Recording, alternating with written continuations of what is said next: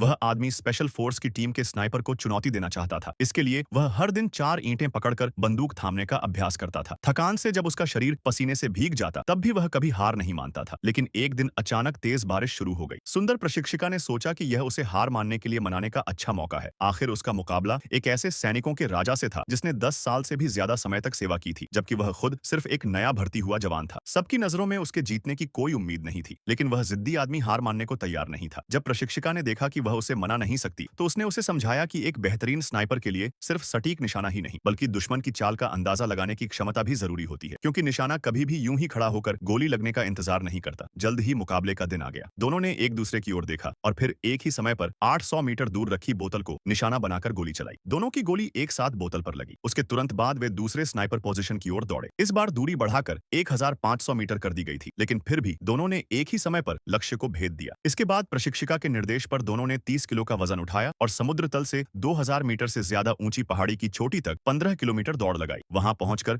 उन्हें 2 किलोमीटर दूर रखे लक्ष्य पर गोली चलानी थी, लेकिन उनकी स्नाइपर राइफल की प्रभावी दूरी केवल 1500 मीटर थी। 2 किलोमीटर दूर निशाना लगाने के लिए उन्हें गोली के प्रवलय पैराबोला की बिल्कुल सटीक गणना करनी थी। उसी समय तेज बारिश हो रही थी और पहाड़ पर दिखाई भी बहुत कम दे रहा था। दोनों स्पॉटर ने सुझाव दिया कि इस शॉट को रद्द कर देना चाहिए, लेकिन सैनिकों का राजा गर्व के साथ निशाना साधे रहा। काफी देर तक सोचने के बाद उसने आखिरकार मुकाबला छोड़ दिया। दूसरी तरफ वह आदमी लगातार अपने स्कोप को एडजस्ट करता रहा। अचानक उसे प्रशिक्षिका की सिखाई बात याद आ गई। अपने दिमाग में सारी गणनाएं पूरी करने के बाद उसने बिना हिचक ट्रिगर दबा दिया। सबके हैरान रह जाने के बीच उसकी गोली चमत्कार की तरह सीधे लक्ष्य पर जा लगी। सैनिकों का राजा यह देखकर स्तब्ध रह गया और अपनी आंखों पर विश्वास नहीं कर पाया। वहीं प्रशिक्षिका संतोष भरी मुस्कान के साथ सब देख रही थी। कुछ ही समय बाद स्पेशल फोर्स टीम को अपनी पहली असली युद्ध अभ्यास मिशन का सामना करना पड़ा। उनका मिशन था एक आतंकवादी अड्डे पर हमला करना और बंधकों को बचाना। लेकिन जैसे ही वे उतरने की तैयारी कर रहे थे, आतंकवादियों ने उन्हें देख लिया। उतरते समय ही उन्हें जवाबी हमला करना पड़ा। हालांकि उन्होंने जल्दी ही दुश्मनों को पीछे हटा दिया, लेकिन उस आदमी को लगा कि कुछ गड़बड़ है। रास्ते में उसने चुपके से एक बम लगा दिया। प्रशिक्षिका की अगुवाई में वे जल्द ही उस जगह पहुंच गए